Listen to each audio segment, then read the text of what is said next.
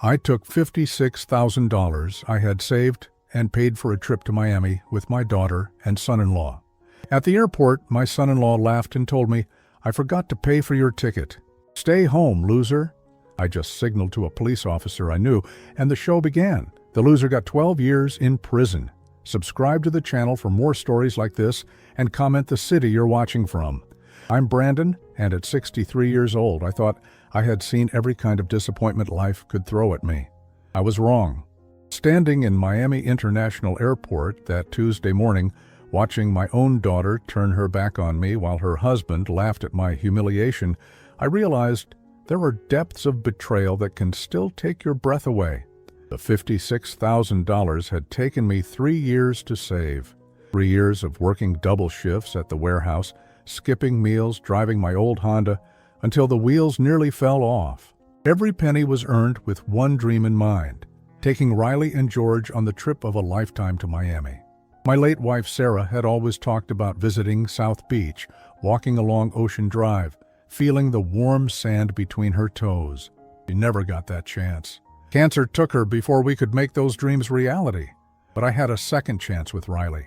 My daughter, my only child, the one person left in this world who carried Sarah's smile and her gentle way of tilting her head when she was thinking.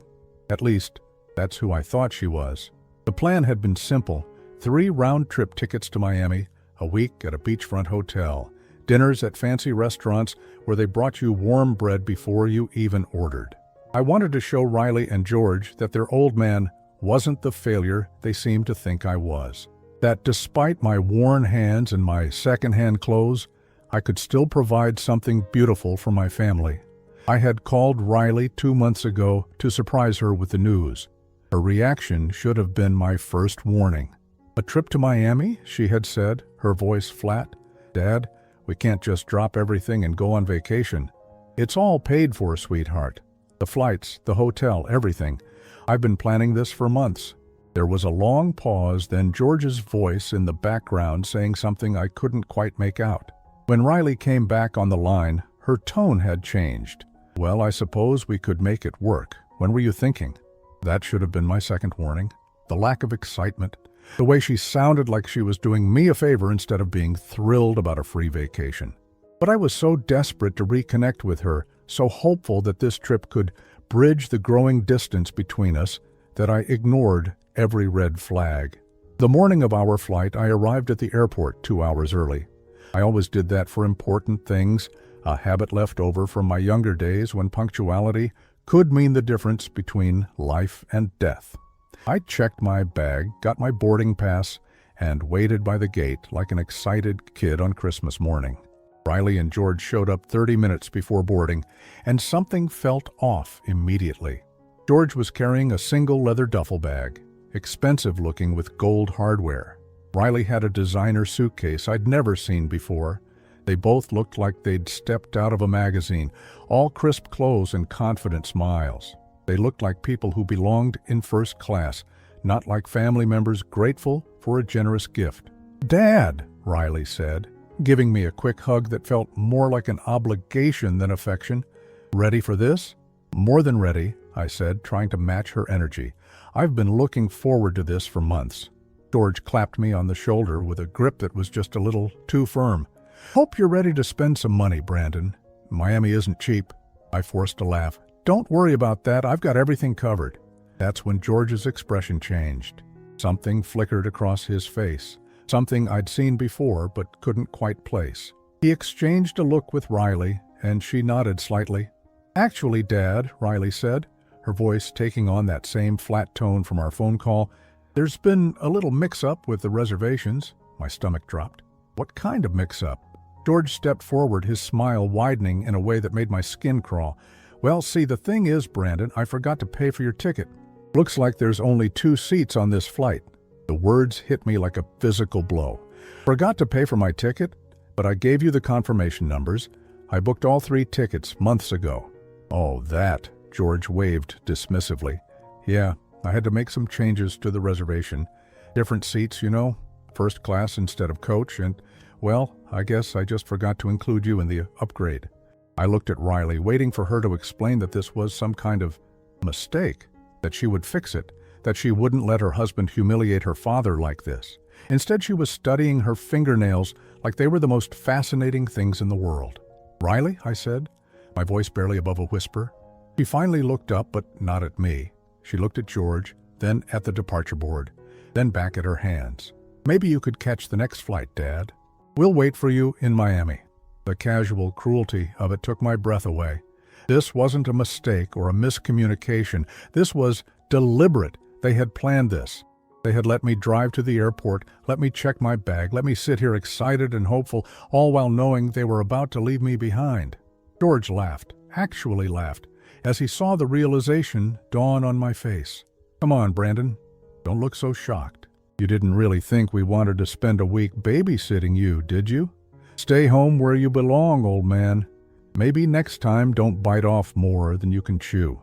People around us were starting to stare, other passengers waiting for their flights, airport employees, families saying goodbye to their loved ones. They were all witnessing my humiliation, watching a 63-year-old man get abandoned by his own family at the airport. I stood there, my boarding pass trembling in my hand, watching my daughter and her husband walk toward the gate without looking back. Riley's heels clicked on the polished floor, each step taking her further away from me and closer to a vacation I had worked 3 years to pay for. That's when I saw him. Officer Martinez, standing near the security checkpoint, radio in hand. Our eyes met across the crowded terminal, and something passed between us. Recognition, understanding, and maybe, just maybe, the promise of justice. I raised my hand slightly, just enough for Martinez to see. It was a signal we'd used before, years ago, in very different circumstances. A signal that meant everything was about to change. Officer Martinez and I go back 12 years to a night that changed everything about how I see the world. Back then, I was still married to Sarah, still had hope that Riley would grow into the kind of woman her mother was. I was working the late shift at the warehouse, trying to earn enough overtime to finally take Sarah on that honeymoon we'd never been able to afford. It was a Thursday night in February, bitter cold and raining. I was walking to my car in the warehouse parking lot when I heard voices coming from behind the building. Something about the tone made me stop. These weren't workers having a smoke break. These were voices full of anger and desperation. I crept closer and saw 3 men surrounding someone on the ground. The person they were beating was wearing a police uniform, and even in the dim light I could see blood on his face. They were going through his pockets, looking for something. I should have called for help. I should have run. Instead, I picked up a piece of rebar from a construction pile and walked into that alley. I'd never been in a real fight in my life, but something about seeing that young officer getting beaten by 3 men twice his size made something snap inside me. The fight was over in minutes. 2 of the attackers ran when they saw me coming. The third one, high on something that made him fearless and stupid, tried to take me on. That piece of rebar convinced him otherwise, and he disappeared into the night with a broken nose and a story he'd never tell honestly. The officer I'd helped was Martinez. He was 28 then, new to the force, working undercover on a drug case that had gone sideways. Those men had figured out he was a cop and decided to teach him a lesson about staying out of their business. "You saved my life," he told me later, sitting in the emergency room while a doctor stitched up a gash over his eye. "If you hadn't shown up when you did, anyone would have done the same thing," I said. But we both knew that wasn't true.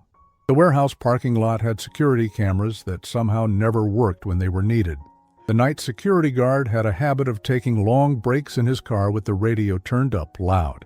Help wasn't coming. Martinez recovered from his injuries and went on to break up the drug ring he'd been investigating. He got promoted twice in the next 5 years. But he never forgot that night in the alley, and he'd never let me forget that he owed me. "Anything you need, Brandon," he'd told me at Sarah's funeral 3 years later. "Day or night, you call me. I mean it." I never called. What would I ask for? My wife was gone. My daughter was growing more distant every year, and I was getting older and lonelier. But knowing Martinez was there, knowing someone in this world thought I was worth something, that kept me going through the dark times. Now, standing in Miami International Airport with my heart breaking and my dignity in shreds, I finally understood what I needed. Martinez saw my signal and started walking toward me. He moved with the measured pace of someone who'd been doing this job long enough to know that rushing draws attention. Other passengers probably thought he was just making his rounds, keeping an eye on things, being visible, the way good security officers do. But I could see the tension in his shoulders, the way his hand rested near his radio. He'd seen George's performance, heard the laughter, watched a 63-year-old man get humiliated by his own family. And knowing Martinez the way I did, I knew he was already putting pieces together that most people would miss. George and Riley were still at the gate, standing in line for priority boarding. George had his arm around Riley's waist in a possessive way that made my stomach turn. He was talking to her in low tones, probably telling her how smart they were to ditch the dead weight, probably planning how they'd spend the money they'd saved by leaving me behind. Riley was nodding along, laughing at something he said. My daughter, the little girl who used to climb into my lap when thunderstorms scared her, was laughing about abandoning her father at an airport. Martinez reached me and positioned himself so his back was to George and Riley. To anyone watching, we were just two men having a casual conversation. "Brandon," he said quietly, "what's going on?" I kept my voice low, my expression neutral. "That man in the blue shirt by gate B12, the one with his arm around the blonde woman, that's my son-in-law, George." Martinez glanced over casually, then back at me. "The woman is your daughter?" "Yes. They just told me they forgot to pay for my plane ticket. Left me standing here like a fool while they board a vacation I spent 3 years saving for." Something hardened in Martinez's expression. He'd seen enough family cruelty in his career to recognize it when it happened right in front of him. "There's something else," I continued. "George has been acting strange lately, nervous, always looking over his shoulder, always checking his phone. The past few months, he's had money to burn, but neither he nor Riley have mentioned a new job or promotion." Martinez nodded slowly. "Sudden unexplained income, nervous behavior, expensive trips. What else? He's been pressuring Riley to put his name on her bank accounts. Says it's for convenience, but she's been resistant. And last month, when I went to their house for dinner, I saw him moving boxes into the garage. Heavy boxes. When I asked what was in them, he got angry. Told me to mind my own business. Did you see what was in the boxes? No, but they were the right size for something valuable. Something someone might want to transport carefully." Martinez was quiet for a long moment, watching George through the crowd. Even from a distance, you could see the man's arrogance, the way he treated the gate agent like she was beneath him, the way he dismissed Riley when she tried to say something. "Brandon," Martinez said finally, "I need you to trust me. Can you do that? I thought about that night 12 years ago, about the young officer bleeding in an alley while 3 men tried to kill him. I thought about the man he'd become, the career he'd built, the promises he'd kept. What do you need me to do?" "Nothing. Just stay right here and let me handle this." Martinez walked away, speaking quietly into his radio. I couldn't hear what he was saying, but I could see other officers starting to move into position around the terminal. Not obviously, not in a way that would cause panic, but they were there. George was at the gate counter now, probably complaining about something or demanding an upgrade he hadn't paid for. Riley stood beside him, checking her phone with the bored expression of someone used to her husband making scenes in public. They had no idea what was coming. They thought they'd gotten away with it, thought they'd successfully humiliated me and stolen my vacation. They thought they were about to board a plane to Miami, while I stood alone in the airport, broken and forgotten. They were wrong about a lot of things, but mostly, they were wrong about me. The first sign that something was wrong came when George started arguing with the gate agent. His voice carried across the terminal, drawing stares from other passengers. He was demanding to know why security was asking to inspect his bag, insisting that he had TSA pre-check and shouldn't have to go through additional screening. Riley stood beside him, her face pale, clutching her designer purse like it might save her from whatever was happening. For the first time since they'd arrived at the airport, she looked uncertain. The confident smirk she'd worn while watching me get humiliated was gone, replaced by something that looked a lot like fear. "Sir, this is just a routine security check," the gate agent was saying, her voice professionally calm despite George's increasing agitation. "If you could please step aside and allow the officers to inspect your luggage, we can get this resolved quickly." "This is harassment," George snapped, but I could hear the tremor in his voice now. "I demand to speak to a supervisor." Martinez appeared at George's elbow, badge visible, expression neutral. "Sir, I'm Officer Martinez with airport security. We just need to take a quick look at your bag. Routine procedure." George spun around to face Martinez, and I saw something flicker across his features. Recognition? Fear? It was gone too quickly for me to be sure, but it was there. "I know my rights," George said, but his voice had lost its earlier confidence. "You can't just search my belongings without probable cause." "Actually, sir, we can," Martinez replied calmly. "This is an airport, and you're attempting to board an aircraft. We have the authority to inspect any luggage at any time." Riley stepped forward, her voice shaky. "George, just let them look at the bag. We have a plane to catch." For a moment, George looked like he might comply. Then something shifted in his expression, and I saw the moment he decided to run. He grabbed Riley's arm, pulling her toward the exit. "We're leaving," he announced loudly. "This is ridiculous. We'll take a later flight." But Martinez was ready for that too. Two more officers appeared, blocking their path to the exit. George's grip on Riley's arm tightened, and she winced. "Sir, we're going to need you to come with us," Martinez said, his tone still polite, but with an underlying firmness that brooked no argument. "Ma'am, you too." That's when George snapped. He shoved Riley away from him so hard she stumbled backward, her expensive heels skittering on the polished floor. Several passengers gasped, and I started toward her instinctively, but one of the other officers was already there, steadying her. "This is all her fault," George snarled, pointing at Riley. "I told her this was a stupid idea. I told her we should have just taken the money and run." Riley's face went white. "George, what are you talking about? What money?" But George wasn't listening to her anymore. His eyes were darting around the terminal, looking for an escape route that didn't exist. Martinez nodded to the other officers, and they closed in. "George Fletcher, you're under arrest," Martinez said, producing handcuffs with practiced efficiency. "You have the right to remain silent. Anything you say can and will be used against you in a court of law." As the handcuffs clicked shut, George's composure finally cracked completely. "You don't understand," he said, his voice rising to a near shout. "I had to do it. They would have killed me if I didn't pay them back." Riley stared at her husband in horror. "Pay who back? George, what are you talking about?" One of the officers picked up George's leather duffel bag and unzipped it. Even from where I was standing, I could see stacks of cash bundled with rubber bands. More money than most people see in a lifetime, certainly more than someone like George should have had access to. "Ma'am," Martinez said gently to Riley, "we're going to need you to come with us as well. We have some questions." "But I don't understand," Riley said, tears streaming down her face now. "I don't know anything about any money. George, what did you do?" George looked at her with something between contempt and desperation. "What did I do? I saved us? That's what I did. Your father's little vacation fund was going to cover maybe half of what I owed. I needed more." The pieces were starting to fall into place, and I felt sick. The $56,000 I'd saved for our trip, the money I'd worked 3 years to accumulate, had never been meant for a vacation. George had been planning to steal it all along. "You never booked me a ticket," I said, my voice carrying across the space between us. "You never intended for me to come on this trip." George laughed, a bitter sound that echoed off the terminal walls. "Of course not, old man.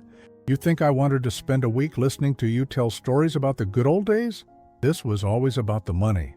Riley turned to look at me, and I saw my daughter clearly for the first time in years. Not the confident woman who'd walked into the airport that morning, not the person who had stood by while her husband humiliated me, but a scared, confused girl who was just beginning to understand how completely she'd been manipulated. "Dad," she whispered, "I didn't know. I swear I didn't know." Before I could respond, Martinez was beside me. "Brandon, we found more than just cash in his bag. There are documents, transaction records, evidence of money laundering operations that go back months. I looked at George, handcuffed and surrounded by officers, and saw him clearly for the first time too. Not the arrogant son-in-law who'd married my daughter and gradually poisoned her against me, but a desperate criminal who'd been using my family as cover for his illegal activities. "How long?" I asked Martinez quietly. "From what we can see so far, at least 6 months, maybe longer. He's been moving money through multiple accounts using different names. Your daughter's name appears on several of the transactions." Riley overheard this and let out a choked sob. "I signed some papers for him. He said they were for a business investment. He said we were going to be rich." "Ma'am," one of the other officers said gently, "we're going to need you to come down to the station to answer some questions. You're not under arrest, but we need to determine your level of involvement in these activities." As they led George away, he turned back to shout at me one more time, "This is your fault, old man. If you'd just minded your own business, if you'd just stayed home where you belong, none of this would have happened." But I wasn't listening to him anymore. I was watching my daughter, seeing the devastation on her face as she realized how completely she'd been deceived, how the man she'd married had used her, manipulated her, and ultimately destroyed the relationship she had with her father. Riley looked at me across the chaos of the terminal, surrounded by officers and curious onlookers, and for the first time in years, I saw Sarah in her eyes. Not the hardness that George had cultivated, not the dismissive coldness she'd shown me that morning, but the vulnerable, loving person I'd raised. "Dad," she said again, her voice breaking, "I'm so sorry." I started toward her, but the officers were already guiding her away. She would have to answer questions, provide statements, help them understand the extent of George's criminal activities. It would be hours before I could talk to her, before I could tell her that I forgave her, that I understood how easy it was to be fooled by someone you loved. As the terminal slowly returned to normal and other passengers resumed their journeys, I stood alone with my boarding pass still in my hand. The vacation I'd planned was over before it began, but something else was starting, something that felt like hope. 3 hours later, I was sitting in a sterile conference room at the Miami-Dade Police Department, watching through a one-way mirror as Riley answered questions from Detective Sarah Chen. My daughter looked smaller somehow, diminished by the fluorescent lights and the weight of everything she was learning about the man she'd married. Martinez sat beside me, a stack of documents spread across the table between us. "Brandon, what I'm about to tell you is going to be hard to hear, but you need to know the extent of what George was involved in." I nodded, bracing myself. I'd had 3 hours to think about George's behavior over the past year, to piece together all the little things that hadn't made sense at the time. The expensive clothes, the new car, the way he'd insisted on handling all of Riley's finances after they got married, the way he'd gradually isolated her from me and from her friends. "George Fletcher isn't even his real name," Martinez began. "His actual name is George Morrison, and he has a criminal record going back 15 years. Fraud, embezzlement, identity theft. He's been running a sophisticated money laundering operation using multiple fake identities." My stomach dropped. Riley had no idea? From everything we can determine, no. She was a perfect cover for him, a respectable woman with a clean record, a steady job, and unfortunately, a father who worked hard and saved money that could be easily accessed. Martinez pulled out a photograph. "This is George's real identity. Take a look." The man in the police photo looked like George, but younger, harder. His eyes had the same calculating coldness I'd glimpsed at the airport, but without the charm he'd learned to project. This was a career criminal, someone who made his living by deceiving people.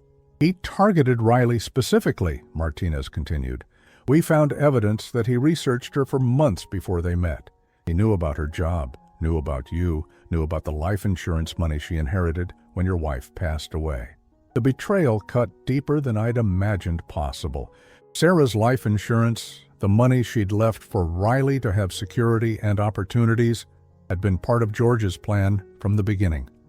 "How much did he steal?" Martinez consulted his notes. "From Riley's accounts directly, about $37,000 over the course of their marriage. But the money laundering operation was much larger. We estimate he moved close to $800,000 through various accounts, using Riley's identity for many of the transactions. Gee, $800,000. The scope of it was staggering. George hadn't just been stealing from us. He'd been using Riley as an unwitting accomplice in a massive criminal enterprise. The vacation money, I said quietly. The $56,000 I saved. That was supposed to be his exit strategy, wasn't it? Exactly. Our investigation suggests he was planning to disappear after the Miami trip. Take the money and vanish, leaving Riley to face the consequences when the authorities caught up with the money laundering operation. I thought about Riley's behavior over the past few months, how distant she'd become, how she'd seemed stressed and distracted whenever I talked to her. I'd assumed she was just busy with work and her marriage. I hadn't realized she was being systematically manipulated and isolated by a professional con artist. There's more, Martinez said, pulling out another document. George was in debt to some very dangerous people. The money he was laundering wasn't just random criminal proceeds. He'd been skimming from a drug trafficking organization, thinking he was smart enough to get away with it. That's why he was so nervous lately, I said, remembering the way George had been constantly looking over his shoulder, the way he'd jumped at unexpected sounds. Exactly. They'd figured out what he was doing, and they'd given him a deadline to pay back what he'd stolen. With interest. The deadline was this week. The full horror of the situation hit me. George hadn't just been planning to steal my vacation money and abandon Riley. He'd been setting her up to take the fall for his crimes while he disappeared with enough cash to start over somewhere else. If you hadn't intervened today, Martinez said, Riley would have been left behind to face federal money laundering charges while George vanished with everything she had. Through the one-way mirror, I watched Detective Chen show Riley a series of bank statements. My daughter's face went white.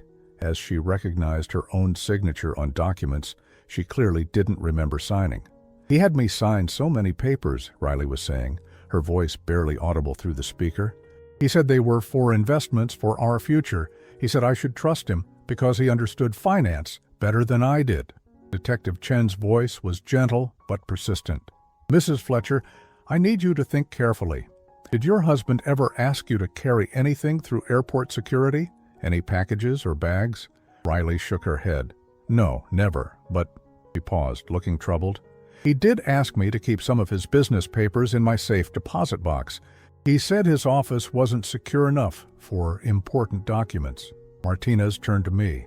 We'll need to get a warrant for that safe deposit box. There could be evidence of his connections to the drug trafficking organization. I watched my daughter realize how completely she'd been deceived, how the man she'd trusted with her life and her future had been using her as a tool in his criminal enterprise. The way her shoulders shook as she cried reminded me of when she was little and had nightmares, when Sarah and I would take turns comforting her until she felt safe again. Can I talk to her? I asked. Martinez checked his watch. Detective Chen should be finished with the initial interview soon, but Brandon, you need to understand that Riley is going to need time to process all of this. Her entire life has just been turned upside down. I know. I just want her to know that I'm here, that I don't blame her for any of this. 20 minutes later, Detective Chen emerged from the interview room. She's asking for you, she told me. She's pretty shaken up, but she wants to see her father. I walked into the interview room where Riley sat hunched over a cup of coffee, her mascara smeared, her expensive clothes wrinkled. When she looked up at me, I saw the little girl I'd raised, the daughter who used to run to me when she was hurt or scared. Dad, she whispered, I'm so sorry about everything. I sat down across from her and reached for her hands. Riley, sweetheart, none of this is your fault. You were deceived by someone who made it his profession to deceive people. But I chose him over you, she said, tears streaming down her face. I let him convince me that you were holding me back, that you were too old-fashioned to understand our lives. I let him isolate me from you. That's what people like George do, I said gently.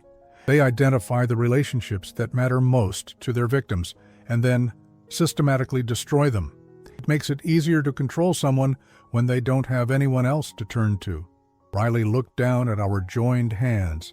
He told me you were jealous of our success, that you resented our happiness. He made me feel guilty every time I wanted to spend time with you. I thought about all the missed dinners, the phone calls that went unreturned, the gradual distance that had grown between us over the past 2 years. I'd blamed Riley for pulling away from me, but now I understood that every step had been orchestrated by George. "The money you saved for the vacation," Riley said quietly. I knew he was planning something with it. He kept talking about investments and opportunities, but he was so secretive about the details. I should have known something was wrong. "You trusted your husband," I said. "That's what you're supposed to do in a marriage. The person who's wrong here is George, not you." Detective Chen knocked on the door and entered. "Mrs. Fletcher, we're going to need you to help us access that safe deposit box tomorrow, and we'll need you to review some financial documents to help us understand which transactions you were aware of and which ones George conducted without your knowledge." Riley nodded, wiping her eyes. "Whatever you need. I want to help catch him and anyone else involved in this." As we prepared to leave the police station, Martinez pulled me aside.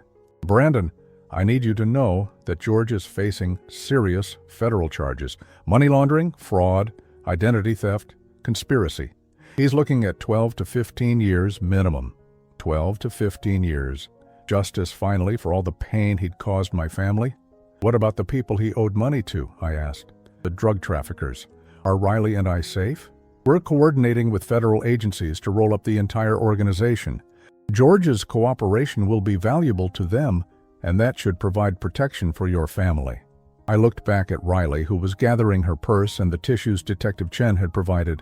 My daughter was free, maybe for the first time in 2 years. Free from George's manipulation, free from his criminal enterprise, free to rebuild her life and our relationship. The vacation I'd planned was over, but something better was beginning.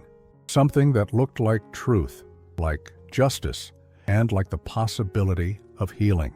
6 weeks after George's arrest, Riley and I were sitting in my old Honda in the parking lot of the federal courthouse in downtown Miami. She'd been staying in my spare bedroom since that day at the airport, slowly piecing her life back together while helping federal prosecutors build their case against her husband. The woman sitting beside me now was different from the person who'd humiliated me at the airport. The designer clothes were gone, replaced by simple jeans and one of Sarah's old sweaters that I'd kept in storage. The arrogant confidence that George had cultivated in her had been stripped away, but underneath, I was rediscovering the daughter I'd raised. "Are you ready for this?" I asked, watching lawyers and federal agents walking up the courthouse steps. Riley took a deep breath. "I've been ready for weeks. I want to see him face consequences for what he did to us, to all those other people he hurt." The past month and a half had been a revelation for both of us. Without George's constant manipulation, Riley was remembering who she used to be. She was laughing again, asking about my work, wanting to hear stories about her mother. The wall he'd built between us was crumbling brick by brick. We'd also learned the full scope of George's criminal enterprise. The money laundering operation had been even larger than investigators initially thought.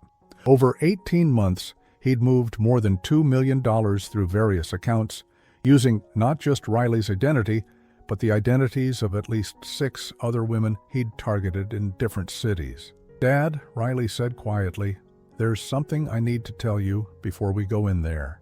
I turned to look at her, seeing the nervous tension in her expression. The prosecutors offered George a plea deal yesterday, 12 years in federal prison in exchange for his testimony against the drug trafficking organization he was working with. 12 years.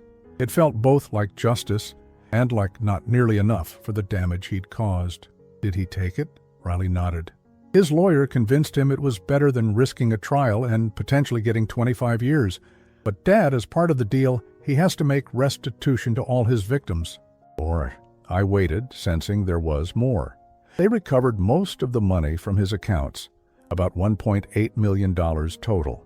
After the government takes what it needs for the investigation, the rest gets distributed to his victims. She paused, looking down at her hands. "That includes us."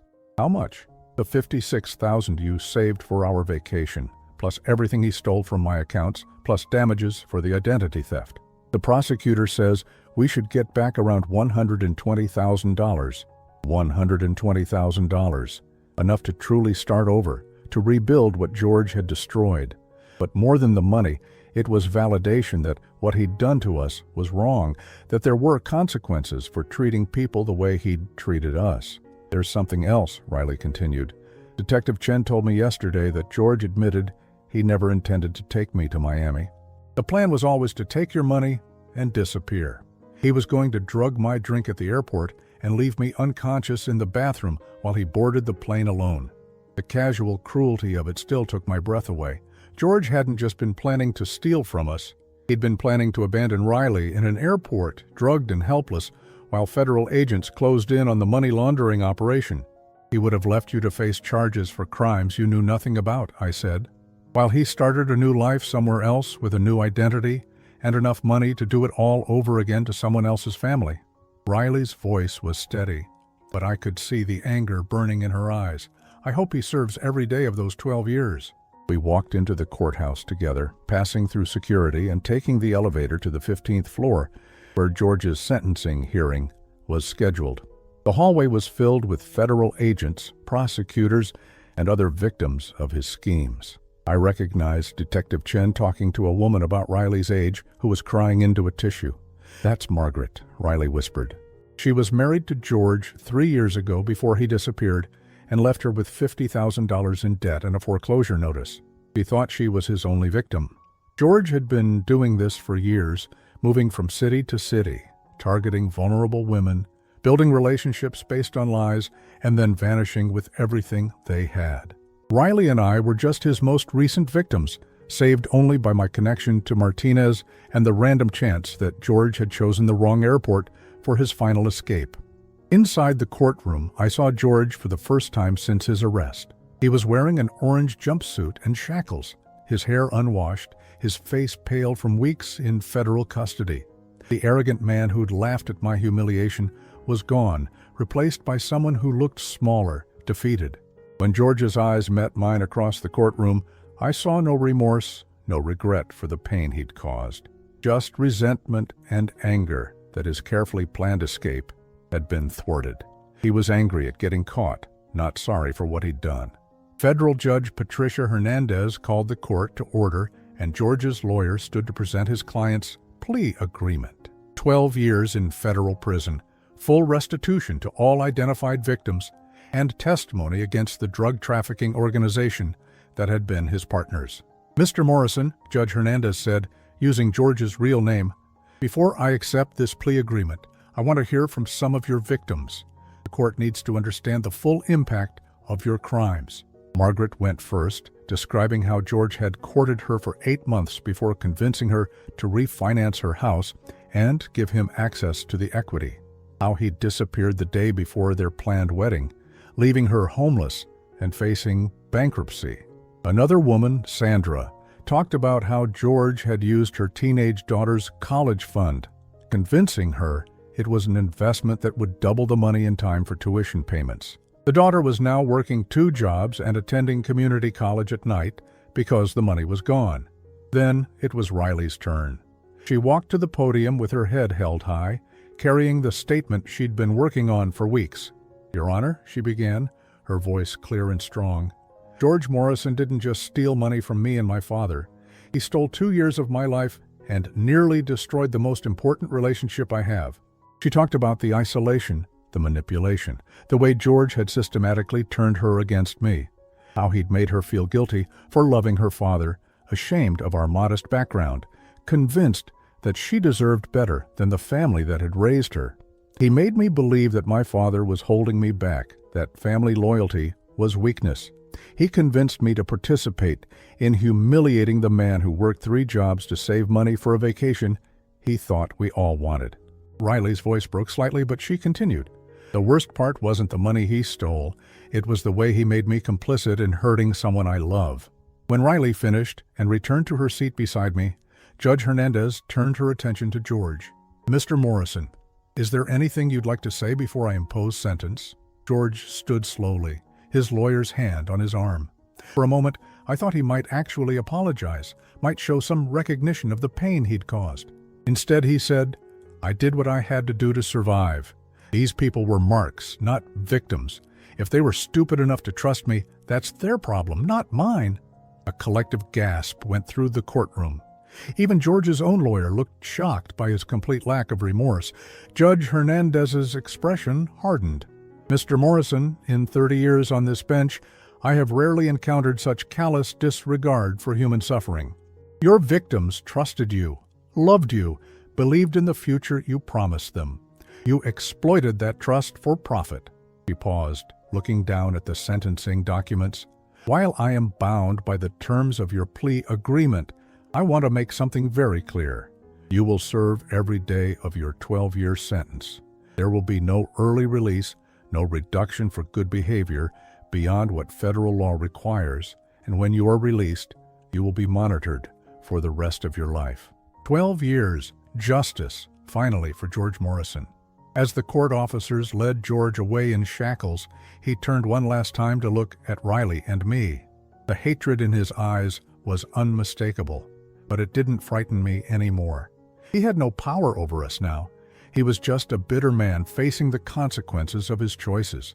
Outside the courthouse, Riley and I stood in the Miami sunshine, breathing free air and feeling lighter than we had in months. "It's over," she said quietly. "Yes," I agreed. "It's finally over." But really, it wasn't an ending at all. It was the beginning of rebuilding what George had tried to destroy, of rediscovering the family bond that had survived everything he'd thrown at it. 4 months after George's sentencing, Riley and I were finally boarding a plane to Miami. This time, we both had boarding passes. This time, we were traveling with money that was honestly earned and legally ours. This time, we were going as father and daughter, not as marks in someone else's con game. The restitution money had come through 6 weeks earlier, $123,000, representing not just what George had stolen from us, but damages for the emotional trauma and identity theft. Riley had cried when the check arrived, not from sadness, but from relief. For the first time in 2 years, she was financially secure again. She'd used part of the money to file for divorce and legally change her name back to Riley Hathaway. She'd also started therapy, working through the psychological manipulation she'd endured and learning to trust her own judgment again. The transformation was remarkable to watch. Day by day, week by week, she was becoming herself again. "Dad," she said as we settled into our seats, "I still can't believe we're actually doing this." I smiled, remembering the last time we'd been in an airport together, the humiliation, the betrayal, the moment when I thought I'd lost my daughter forever. Now she was sitting beside me, wearing one of Sarah's old necklaces, looking more like the girl I'd raised than she had in years. "Your mother would have loved this," I said, looking out the window as the plane taxied toward the runway. "Tell me again about the places she wanted to visit." As the plane lifted off, I told Riley about Sarah's dreams of South Beach, about how she'd cut pictures out of travel magazines and kept them in a shoebox under our bed, how she'd planned to walk barefoot on the sand and drink fancy cocktails with little umbrellas in them, how she'd wanted to see the Art Deco buildings and eat Cuban food and dance to salsa music. "We'll do all of that," Riley said. "We'll do everything she dreamed of." The hotel was a small boutique place on Ocean Drive. Nothing too fancy, but clean and comfortable, with a view of the beach. Riley had insisted on paying for it, using money from her portion of the restitution. It was important to her to contribute, to be a partner in this vacation, rather than just a beneficiary of my savings. Our first dinner was at a Cuban restaurant Sarah had marked in one of her old travel guides. The food was incredible, spicy and flavorful in ways that reminded me why Sarah had been so excited about trying it. Riley and I split a bottle of wine and talked about everything we'd missed during the 2 years when George had kept us apart. "I was so angry at you," she admitted over dessert. "George convinced me that you disapproved of our lifestyle, that you thought I was too good for my raising. He made every interaction between us seem like proof that you resented my success." "I was never angry at you," I said. "Worried, yes. Confused about why you were pulling away, but never angry. I see that now. In therapy, Dr. Martinez helps me understand how abusers isolate their victims from support systems. George knew that as long as you were in my life, I had someone who truly cared about me, someone who might notice that things weren't right. Dr. Martinez. It seemed like everyone in our story was named Martinez.